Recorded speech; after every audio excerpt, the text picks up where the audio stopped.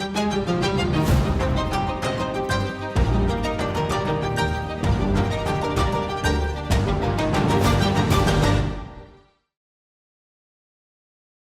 only have to buy one book, and I'm very happy to hold it in my hands because it took me 6 years of work with a colleague who did an amazing translation, which I checked meticulously against the German and argued with him on and off for 6 years. It's a good translation in a number of ways that the other translations weren't. There are only really 2 viable translations before this. I'm not going to spend much time talking about that, but this opens up the whole panoply of Marx's voices and styles, including his humor, his cutthroat insult capacity, his polemics, his storytelling, his myth-making, and other things.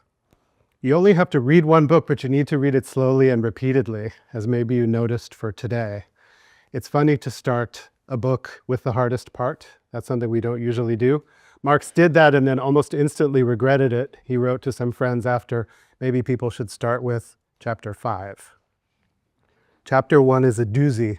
It's long, and it's full of problems that Marx he had worked out, and maybe just worked out, and he hadn't found the best mode of presentation. Although if you've read the Grundrisse, which he wrote in the 50s, the late 50s, you will notice that this is much better laid out than the Grundrisse. I recommend that you read this with other people. What better way to contribute different understandings together and build one? What better way to produce solidarity? A lot of solidarity has been produced over 150 years of reading this book. My colleague Michael Denning has a great article, which I'll post, about workers getting together in groups and reading this book. Okay, I'm going to say a little bit about what kind of course this is. This is a text course. If you're not into texts, and I don't mean SMSs, this is not the course for you, but I imagine you're all text people and probably also commentary people, given that the internet is just a big, maybe wasteland of commentary. But the practice of commentary has really come back, and we are going to comment this text. We won't go through it line by line, but I will look at passages in class, and so you should bring your book with you. If you have back problems, ask someone to carry it for you.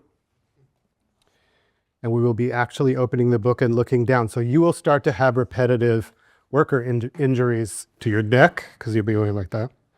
You'll have the hunched over thing, right? And your arms and shoulders will start to hurt because of carrying this. But what a good way to move through the pains of work towards something better. I want to start with some preliminaries and divide the book and our work into 2 sides, 2 elements. One is the capital system. This is what we'll call it. Capitalism, as you may know, is a common word. It's something people talk about, sometimes with a little bit of rue and regret and anger, sometimes with joy and hope and determination, often with some dogmatic attachments. But this is really a system, and it isn't a belief. Let's put it that way. It's a system that was not given to us by Marx, but given to us by history, maybe with a capital H. And the roots to it are complicated, the roots to this system that history has thrown up for us and in which we live. One route, I still think the best route to get to the capital system, is through what I call the capital venture, which is like an entrepreneurial exercise on Marx's part to understand it. These 2 go together. The capital system gets constructed in Marx's capital venture. It has to get constructed somewhere. Where does capitalism live as a whole? It lives here, because you will never see any more than a part of it, and you won't see it as what it is. So Marx made it his task to make it accessible to you in a book. And this is only volume 1, as you know. Next semester, volume 2, and then volume 3. And then we start writing volume 4 together in the 2nd year. These 3 volumes out of the planned 4 volumes are the only place you can find the system all together, analyzed and laid out for you. in its functions and parts and ways of being, how it affects the people who live under it. The capital venture, as opposed to the capital system, was given to us by Marx through a lot of reflection in sources that he took up in political economy, chiefly English political economy, in German philosophy, in journalism, in these amazing texts called the Factory Inspector Reports, which he relied on. Through the editing work of his daughters and his wife Jenny, through reflecting it back in the mind of and in the letters of his friend Friedrich Engels. You know, you could be named one or two things in Germany. Friedrich, Karl, there were some Heinrichs. Get used to talking about people by their last name. He, among all the people that he befriended and then cursed out one way or the other, Engels was the only one that he never divorced. And he passed a lot of his ideas through Engels. It was a very important philosophical friendship. The capital system, as a fully fledged system, is only a few centuries old. You can date it from somewhere in the 18th century. That all its parts are together, they're all working, and it starts to be a machine or an organism. We're going to go back and forth between the two figures. A machine or an organism that begins to devour its outside, take the outside into it ceaselessly. Okay, so the first basic insight that Marx had about the capital system was that it was too big and too complex, and also too cunning for anybody to observe. There was no standpoint from which you could observe the capital system. You feel some of its effects on your body when you work, when you learn how to sit still in kindergarten, etc. You feel some of its effects in your bank account. You would feel an effect if you get evicted from your home in a financial crisis. In many ways, you feel the effects, but you can't tell why most of the time. The why involves the connections that make up the whole. And the problem with the whole is that it's enormous. It has many complex parts. Is that its complexity is higher than any of the political economists gave it credit for. That's why Marx had to turn to some other logics, including Hegelian logic. And there's a third reason why you can't observe capital, the capital system, and that is that it likes to hide. It really likes to hide. In fact, hiding is one of the ways that it carries out its operations. Its operations depend on a certain concealment. It is a phenomenological operation too. Its phenomenological operations are essential to its economic and social operations. You look at it and you see something that isn't the way it actually operates, except the way it doesn't operate that you're seeing is the way it operates. You can see where the complexity is coming in here. Does that make sense? Marx calls these necessary appearances or real appearances. And that has a couple of consequences for us when we're studying capital. It does not make sense to call yourself an anti-capitalist. You can't be anti something you can't even encounter. You can't be anti something that even if you can encounter it by reading all these books, if you take away its appearances, it still operates. It operates anyway. That is, just by knowing about it doesn't stop it. Just by knowing the truth about it doesn't stop it. In that sense, it's not like Marx at a certain early point fantasized about religion, that if you showed it to be illusion, that people would be like, well, okay, I don't need that. Which is not true. It's not true that religion is all illusion either. Taking away appearances does not hurt it mortally. We will talk about the capital system as a historical subject, not an object. It is something like a king or a god that does things to us. It's a funny, personified, impersonal set of processes that catches up what we consider persons, people, humans, psyches, souls, in its web, and produces actions through its agency in us. A very peculiar kind of subject. a historical subject. Marx will personify capital a lot, and personification is a tool he uses for critique. One of the benefits of this translation, I can say them because I wasn't actually the translator. One of the benefits of this translation is that the personifications are made very clear when Marx speaks in the voice of a commodity, when capitalism speaks. You can see exactly the maneuver, the Marxian maneuver. This is the system that's in charge and makes the decisions. So he treats it like the only person around, the only person left, capital. But we shouldn't capitulate to this and start asking it out on dates or feeding it dinner. We should be suspicious also because even though Marx personifies it as a critical gesture, it is an impersonal machine. It doesn't care. So it's missing some personal gestures. It does not care. It doesn't care about anything, in fact. It has a very high degree of impersonal necessity, the system. It keeps going. It wants to keep going. But it doesn't really have affect.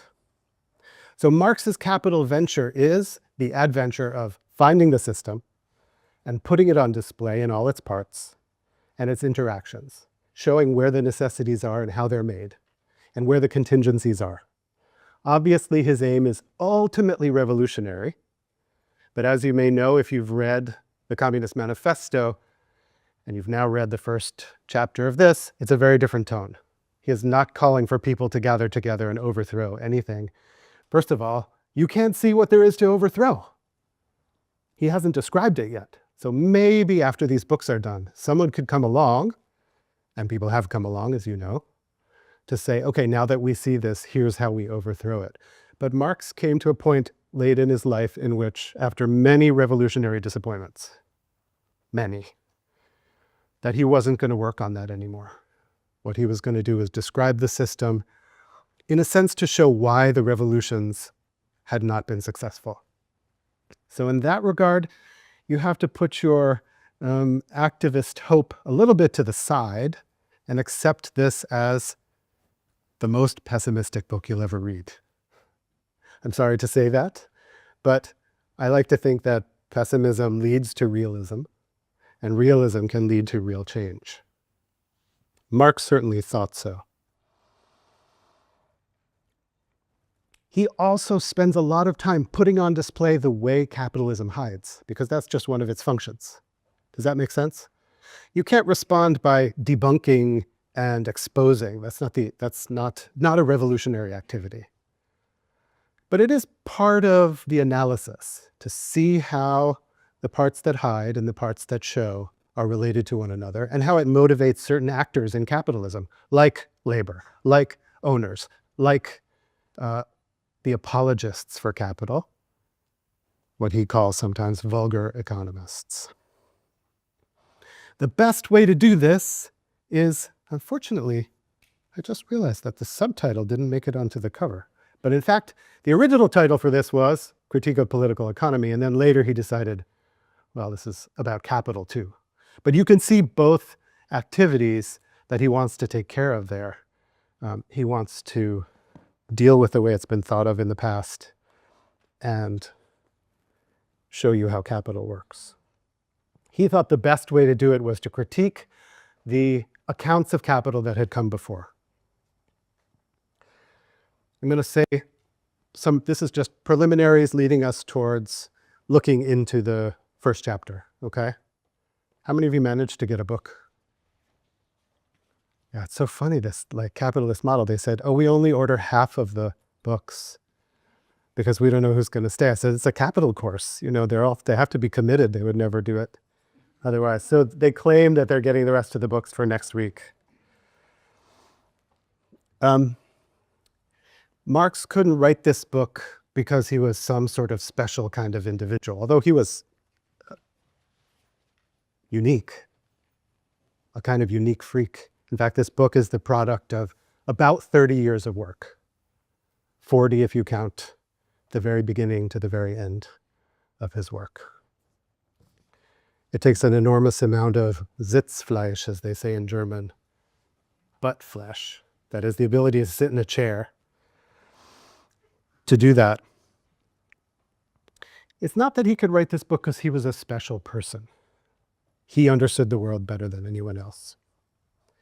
And it wasn't because the capital system was brand new when he started to write. It wasn't. It was already 100 years old, let's say, as a full-fledged system. And on top of that, you can't really see what's brand new when it's brand new.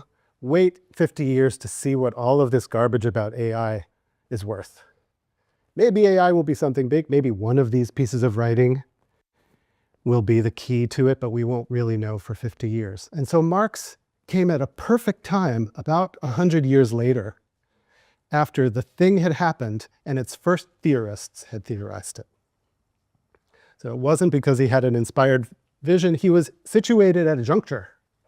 That juncture was when the capital system had consolidated itself in the 18th century, had ramped up in the early 19th century into industrial fury, and the first theorists had started. Interestingly, capitalism was theorized for the first time, between 1776 and 1817, between Adam Smith's An Inquiry into the Nature and Causes of the Wealth of Nations, known as The Wealth of Nations, and David Ricardo's On the Principles of Political Economy and Taxation in 1817, which is strangely coeval with the American Revolution, 1776, and the opening of the New York Stock Exchange, 1817. Whatever you want to say about the birth of capital and the US-American way of life, it is true that those were the poles of the first theorization of capital between Smith and Ricardo, which Marx knew well, and both had spawned schools of political economic study. What's the good of the first theorists of anything? Well, they name the topic, they say it's a thing, and they give you a first approximation of what it might look like to study it. They invented discourse, and Marx, more than anything, not more than anything, but in addition to writing in German, is writing in English, even though in German. He's using the terms and the phrases and the grammar of English political economy in this book. He does use a lot of terms in English and leaves them in English in the original. What he liked about the political economists was the unhealthy mixture of rightness and wrongness in what they wrote about. Because when faced with a giant impersonal system that's difficult to see, that was taking over the world, making labor look totally different, making wealth look totally different, making all your decision-making look different, making agricultural work look different, there was nowhere to exactly look for it, except in the books, in the people who had started to theorize it. So what he meant by critique, this is the first meaning of critique for Marx, was finding the blind spots, the stubs, the unworked out ideas, the lacking logic in the political economists. That's why you have Critique of Political Economy as really an important part of the title. They overstated things, they made mistakes, but they saw a lot. For example, they saw how important labor was to the capital system. He then compared those blind spots to the best evidence of his day, which in some ways is a lot better than the evidence we have today. There aren't that many anthropologies, ethnographic studies of work anymore. There were a lot in the 20th century. He compared the political economists to newspapers, to novels, which you'll see he quotes and reminds us of, to ethnographies of factories, especially the one by his friend Friedrich Engels, who wrote The Condition of the Working Class in England in 1844 and opened Marx's eyes. It's a great book. Engels, as you probably know, was the son of a factory owner who owned factories in Germany and in England, and he sent the 18 or 19-year-old Engels out to Manchester to work in the factory, and Engels was like, whoa, this is awful, Dad. Not the only time that being against your parents changed world history. There was Oedipus, but this was a very important one. In this book, you will notice that there is one set of heroes. It isn't Marx. It isn't even the workers. It is the factory inspectors. They are the David Copperfields of this Gothic novel. They went out to the factories in England and they wrote the most scathing reports. The irony of this, just so you know, was that the factory inspectors were empowered by the House of Lords, which was the old aristocracy who wanted to get the wealth back from the rotten capitalists. So if they exposed their dastardly treatment of the workers, they thought they could climb back up to social hegemony. Obviously didn't work, but the factory inspectors provide the most scathing, searing, clear-sighted review of child labor, for example, of long hours, of disease, of injury, of hopelessness, of the immiseration of the workers. No matter how much they worked, they couldn't feed themselves, of malnutrition. The factory inspectors are the heroes, and they served the purpose of socialism unknowingly. Okay. So between the descriptive accounts and the theoretical accounts, with the help of a bigger philosophical framework, a different logic and a different ontology, which we'll talk about today, Marx could describe the capital system in a way that it still operates today. I will maintain this. You will look around and see if that's true for yourselves. In essence, it still operates in the same way as is described starting in chapter 1. What does a capital system do? We want to talk about it in a way that isn't just logical, that isn't just about its contradictions in the sense that it doesn't make sense. Oftentimes you think, this just doesn't make sense. It's not a matter of making sense, but the toxic effect it has on people who live under it. Capitalism is the capital system is a strange mix of a toxin and a remedy. Sometimes it poisons you and then offers you the cure, which poisons you even worse, as we know. It feeds and clothes most of the planet. We have to concede this right away. There isn't a way you could snap your fingers and have some central organization that suddenly took over the distribution, production of food and all other necessities. But this comes at a cost of poisoning sociality, according to Marx. That's called wage labor. That's the poison of human sociality. It generates unprecedented wealth, but it distributes that wealth in terribly uneven and, frankly, preposterous ways.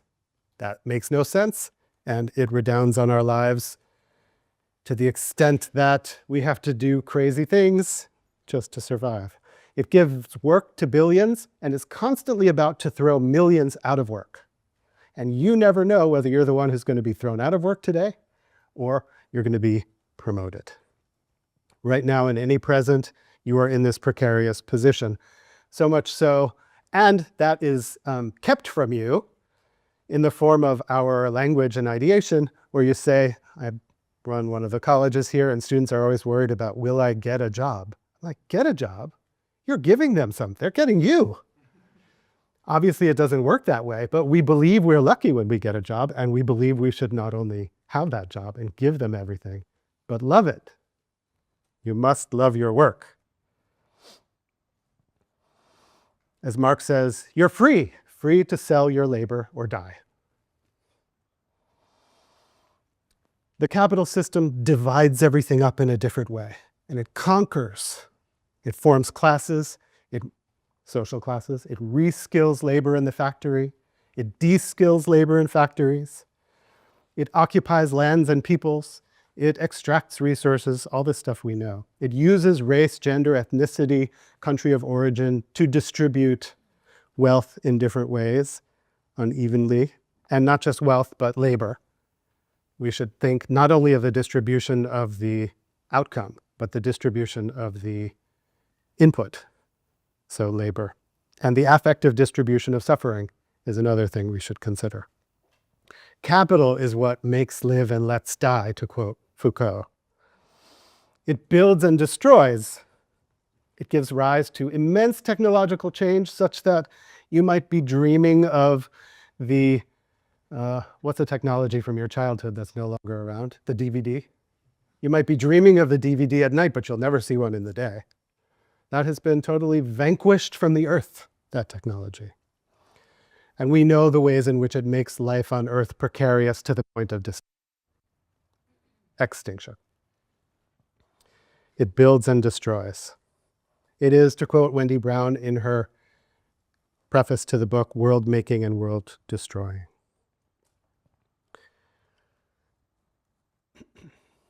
There's much more we can say about the ills and the goods of capital, but maybe we can do that as we go through the book. Let's open the book, or open your PDF, and begin to look at it. I want to start today from the first sentences. Very famous sentences. But we need to look into it a little more. The wealth of societies dominated by the capitalist mode of production appears in the form of an enormous accumulation of commodities. There Marx is quoting himself. Why not? He's an authority. The individual commodity appears as the elementary form of that wealth. Hence, our investigation begins by analyzing the commodity. Let's just take a look at these words because they will help us figure out where Marx is going. Starting with wealth. What is wealth? Anyone want to form an explanation?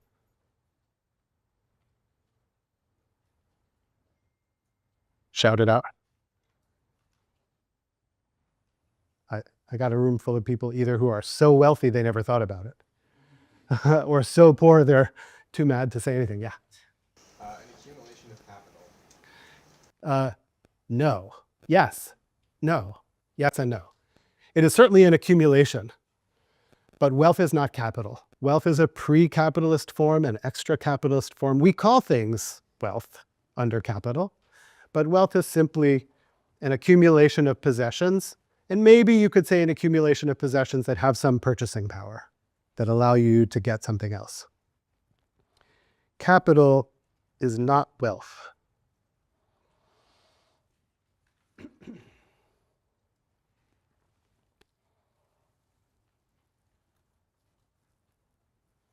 It's a term that belongs to a different system.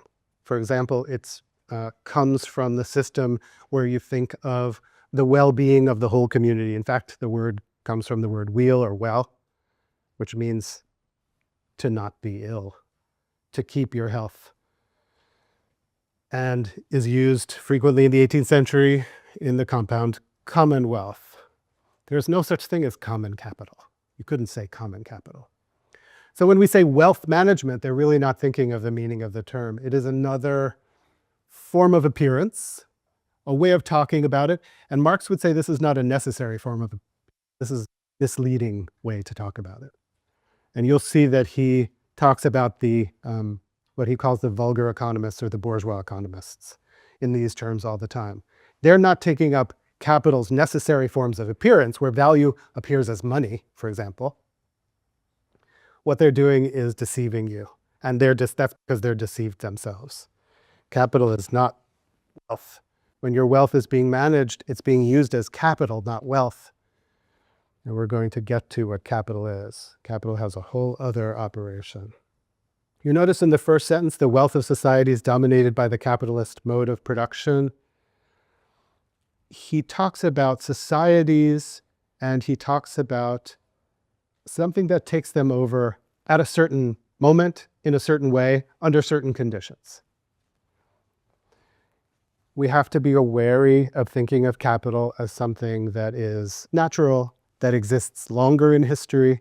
Capital itself, as a technique, is a kind of social technique for taking money, putting it to work, and getting more money out of it. Is a contract in which you take a certain amount of value and you say, I'll give this to you now if you give me more later, along with the original.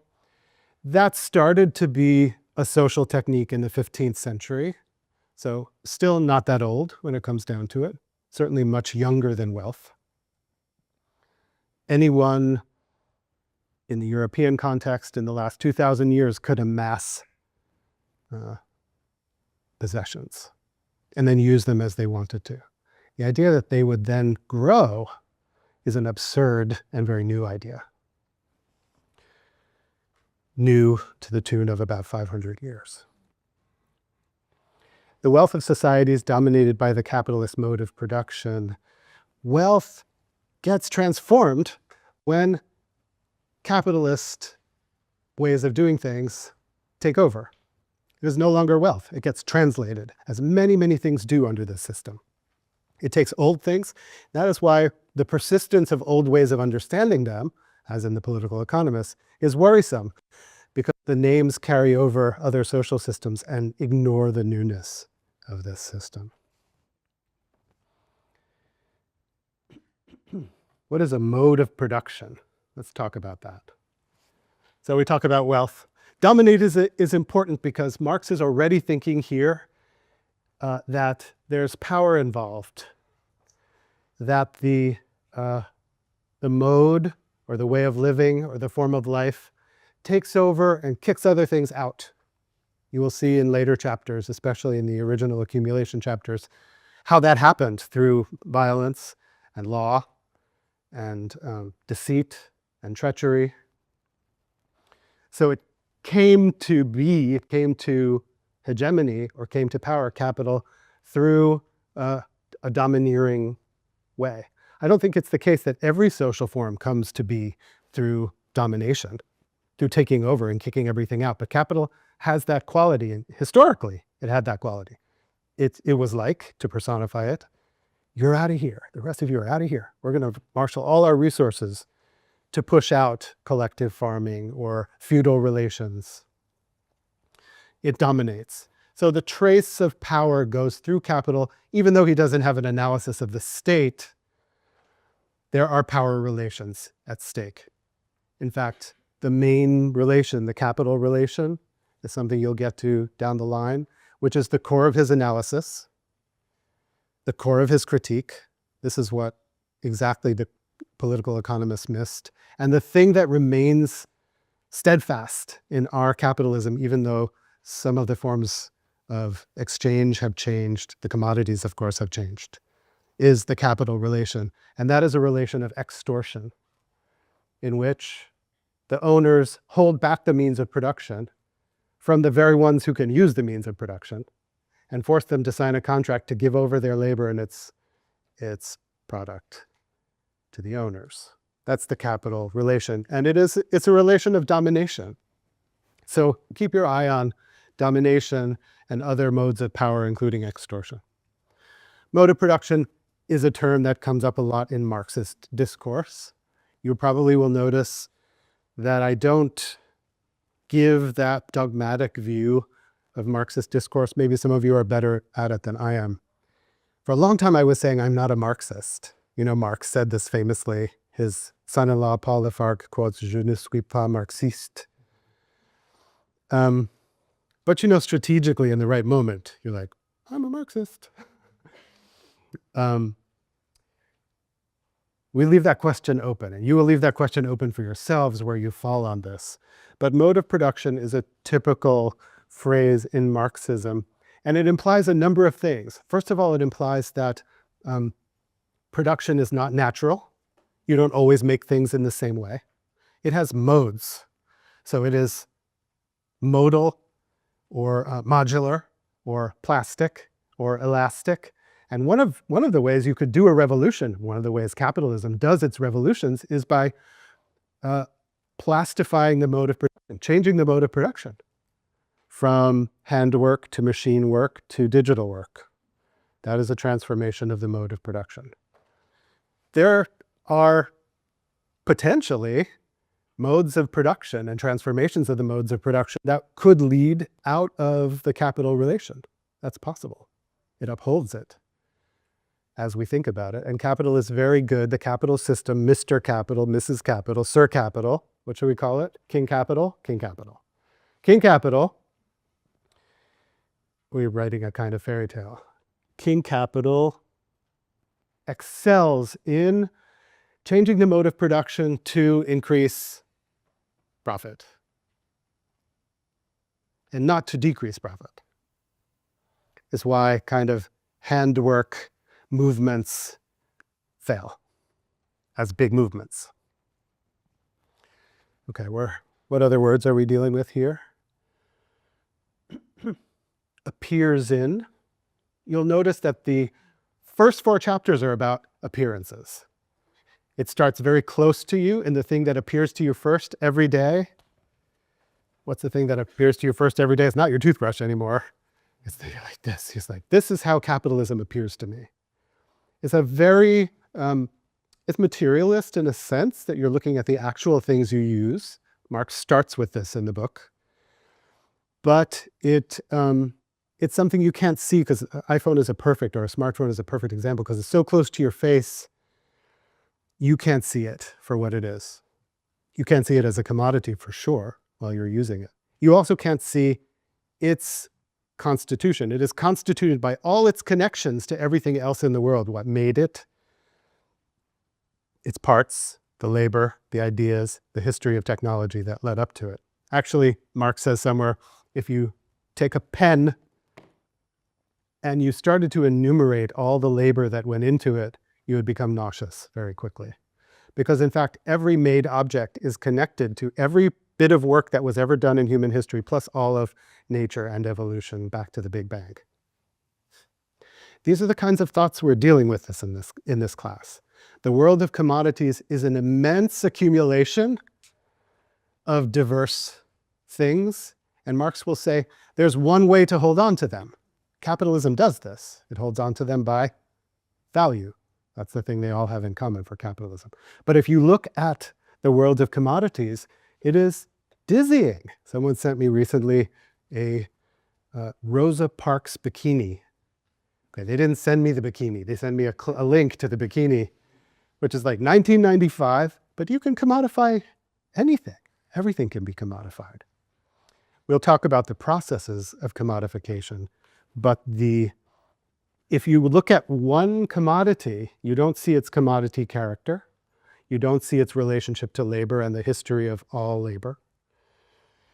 And you don't see its relations to the immense diversity, the mind-boggling, infinite, potentially infinite diversity of all the commodities that are out there.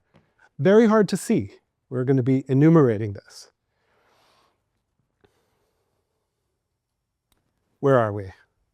Appears in the form of. Marx sticks with a kind of Aristotelian philosophical distinction between form and matter, or form and material. This comes up a lot, but he's going to switch around what those things are. And unlike Aristotle, form is not natural. It's not given by God or born with nature. The forms of things, capitalism, the capital system, specializes in transformation of forms, which you will have seen in section 3 of chapter 1, which we will talk about on Friday. Form of, this is a very important phrase to hold on to. You will see something that you want to understand changing its form a lot. It takes the form of this and the form of that, right? Don't be nervous about it.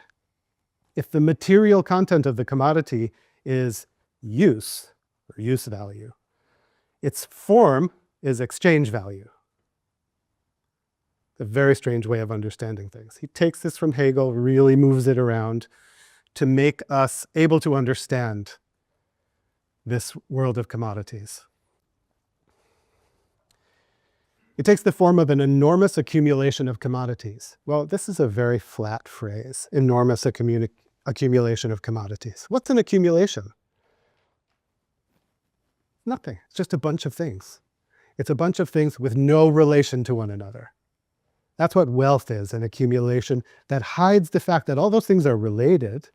Somebody made them, somebody bought them, somebody sold them, somebody extracted the materials from the earth produced those materials, the earth is going to get back the disjecta membra of that thing in some form that ruins it, most likely. All of the relations are gone in an accumulation. So this is the first appearance. 2 first appearances. That this is the elementary form, the commodity, and that it shows up as an enormous accumulation of them, right? Especially if you are, when my partner Carolina came from Argentina and we went to Target, maybe if some of you come from a less consumerized culture, she was like, she couldn't believe it. She just walked around like, now we bring everyone who comes to visit for the first time to Target, or or one of those places. I don't go into Walmart, but I imagine it's even bigger. And you're just like, it's astounding. It looks like an immense accumulation. It's just like it grew. It's like paradise, a very fluorescent paradise. But it is not an accumulation, and it doesn't have an elementary form. It's a set of dynamic relations in which people live, expend their energies, and die. Nourish themselves, interact with one another. It's not an economy, it's a social system. This is the main aim of this book, is to say economy has its place, but we need to move beyond economistic thinking towards what Marx calls social thinking. We can see what that is. We're getting there. The main mode, especially in these first chapters, is analysis. Just to say what analysis is, it's very hard to read this book. It switches around a lot, you'll find. He'll be telling a joke one minute, he'll be doing dialectics another minute. What's dialectics? We'll talk about that. But the first chapters are about analysis, because he thinks he can take you to the falsity of what you think a commodity is and your relationship to it by breaking it down into its parts, which is what analyzing is. So he does a lot of operations in this book. Critique of the political economists, analysis of what we take to be the basic forms. He will do dialectics, which is a synthetic operation so that we can get from the elementary form and its false appearance as an accumulation to the whole, which is the only perspective from which to understand capital.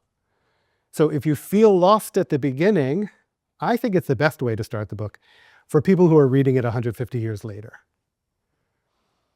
Why? Because it starts exactly with the false position that you're in and moves you very slow. This is what he thought he was doing. Moves you slowly to the whole, which is the only perspective from which to know that these are false appearances. Because the iPhone is there's so much you could say about the iPhone. I always tell students you should do an analysis of the iPhone. I'm sure there are good ones. If you know one, send it to me. Because it is a temporary, in so many ways, embodiment of drives of the system.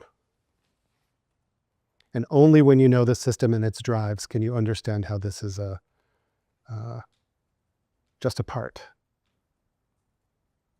False to look at it as a thing. Commodities are not things.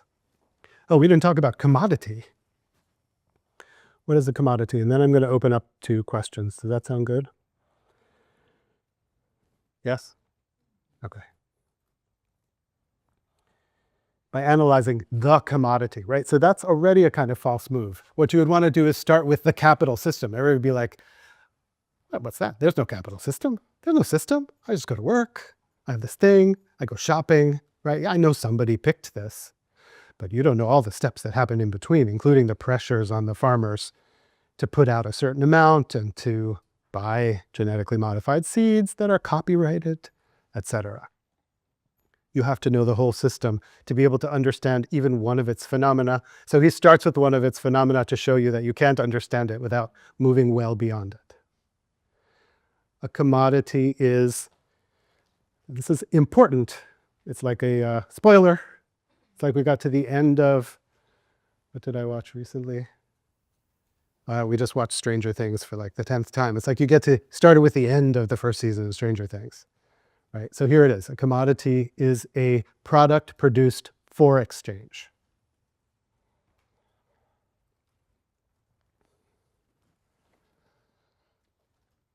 Oh, that was a long exposition of the first 2 sentences, 3 sentences.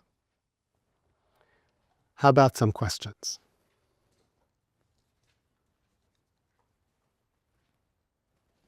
You said that something, I don't know what it was, that doesn't have an elementary form. You said something doesn't have an elementary form, maybe accumulation. You just explained what you remember. Yeah, the capital system has no elementary forms. Marx does not think that at least social forms, and actually, if you think about the science he was reading in the 19th century, also natural forms, start from elements which then build them up. That's something you might think of in physics or in chemistry, but it's also false. We break out the table of elements, but when you look at a compound, it has all of these characteristics that aren't reducible to their elements. So I would say that the capital system is not reducible to its elements, and it's not explainable by its elements. For that reason, he turns to Hegel, and you need a mode of discourse that starts from the whole, because the parts all existed in one form or another beforehand in history. There was money, there was exchange, there were dirty merchants trying to get more for less. There was exploitation for sure. There was extortion. It's only this whole that puts them in a certain position and makes them do certain things vis-a-vis one another. Why do we need an iPhone? Because of the way work turns out, really. Or because you're far away from home, because of the way work turns out, really. Or because students need to contact me while I'm walking. I don't know why that is.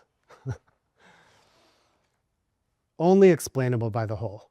But that's a real conundrum for a scientist of capital, because how do you explain the whole as a whole? You have to explain the whole as a whole, describe the whole as a whole.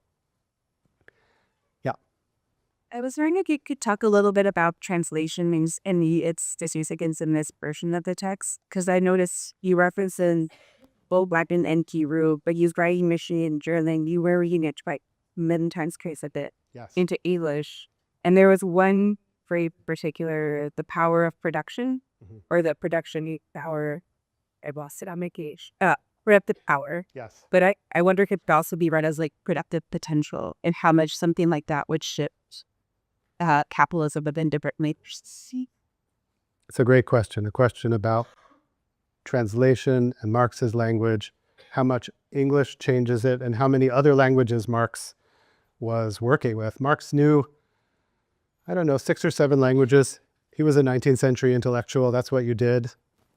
Aren't we weak in comparison? I encourage you to go out. I managed like 5,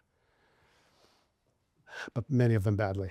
I encourage you to go out. And he could read in all of them and quote in all of them and remember all of them. It was really astounding. Really astounding. About how translation affects the text, it of course has a big effect. And let's take the term you mentioned, Produktivkraft, productive power, or Arbeitskraft, labor power. Not only are those hard to understand conceptually, but Marx is actually inventing labor power as a term. In fact, he considered that to be his biggest contribution, or one of his biggest contributions, the idea that there is this thing called labor power. I think it would be going beyond the translation to imagine that that would be something like a potential, but that doesn't make it wrong. That would be an interpretation. Marx was very precise with his terms most of the time. But he did have a bit of an Aristotelian background, so he likes matter and form, and he also likes potentiality and actuality as a set of terms that describe how things work. And it is true that when you sell your labor power, you're selling a potential. And the big joke on workers is a terrible way to put it.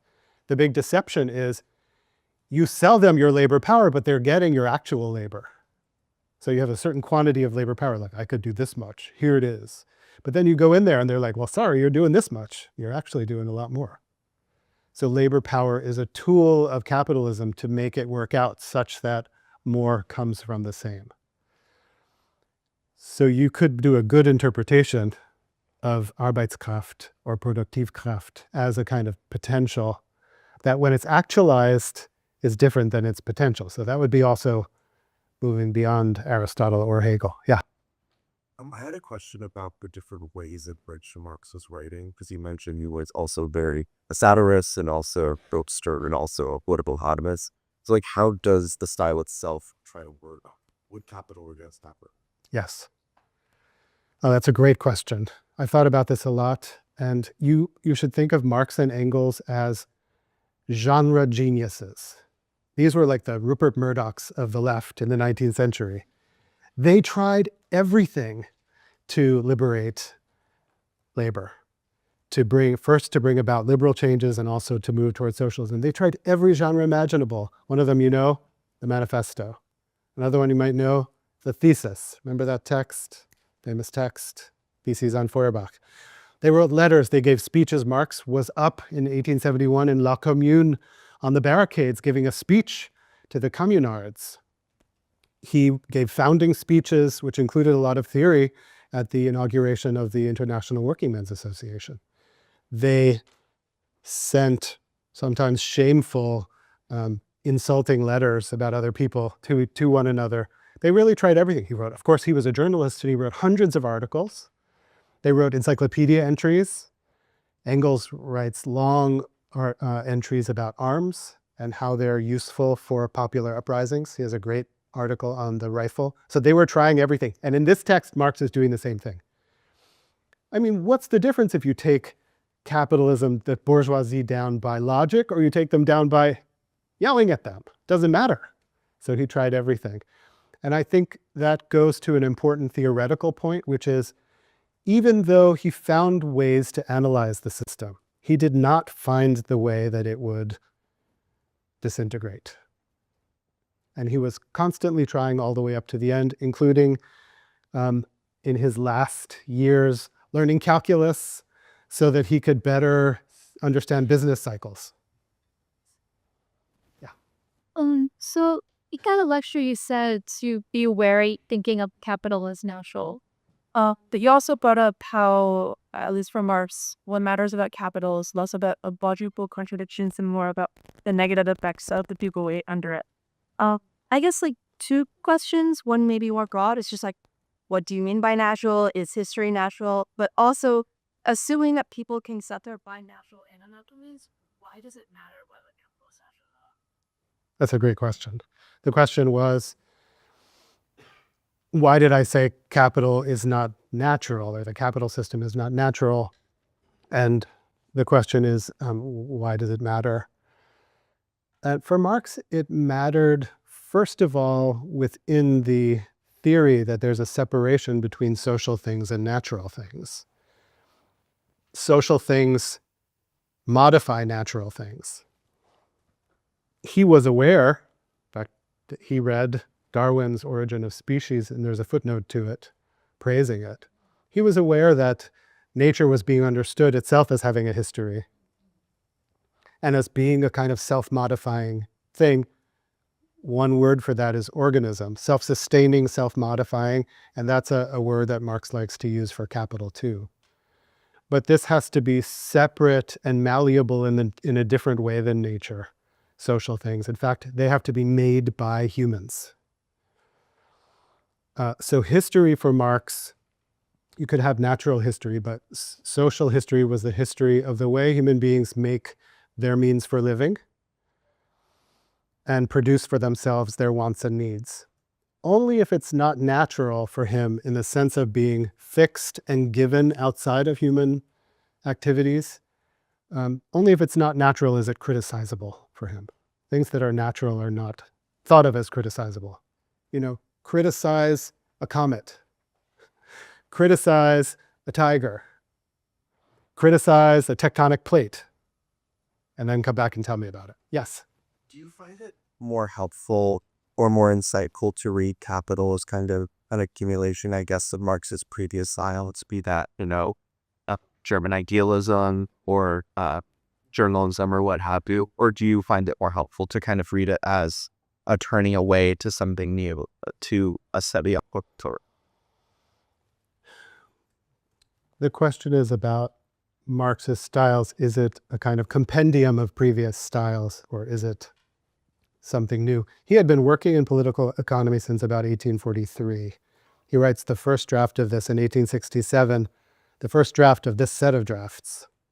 The Latin American Marx philosopher Enrique Dussel calculates that this book is about 1/72 of all the manuscripts he produced around the Capital Project. The Capital Project is huge. It goes on and on. It starts from the Grundrisse and ends with notes he was making towards changes all the way up into the late 70s. So the project was ongoing, and my sense is, as he got more of an understanding of the intractability of capitalism, he started to marshal more of his own forces. I think it's great that he had all this practice in different genres. For example, he wrote hundreds of articles for the New York Daily Tribune in English, which were during the Civil War, reports of Europe's reactions to the Civil War. Marx was a staunch abolitionist, and so this was important work for him. But it trained him in approaching things of the day with, a certain kind of attitude. And you'll find that all throughout the book, especially in chapter 8 on the working day. So I think what I would like to say is he saw this task as requiring these specific resources at these specific times. To understand, for example, how capital, as an organism that eats its limits, how it does this, you have to look at worker struggles, and you need to do that in a documentary fashion. And that's chapter 8. It's 100 pages, I'm sorry. I think we're doing it in a week. It'll be like a history class there. Give up philosophy and you read all these accounts of what it was like and how they fought and how the legislation changed. And what he does is demonstrate to you that even if you get a shorter working day, they're going to get their pound of flesh. And they did. So he uses this historical documentary style to make a point he couldn't have made theoretically. Or had he made it theoretically, it would be like reading Hegel. You'd be like, is that really true? Here's what I recommend. Buy this book. Really is mainly supporting the academic press. We begged them to come out with a paperback first, but they have to make their money back. But buy the book. It's a great book. And we will continue with chapter 1 all the way through Monday. Don't forget that Friday is Monday, so we will meet back here Friday at 11:35. And thank you all for coming. I hope you've liked this.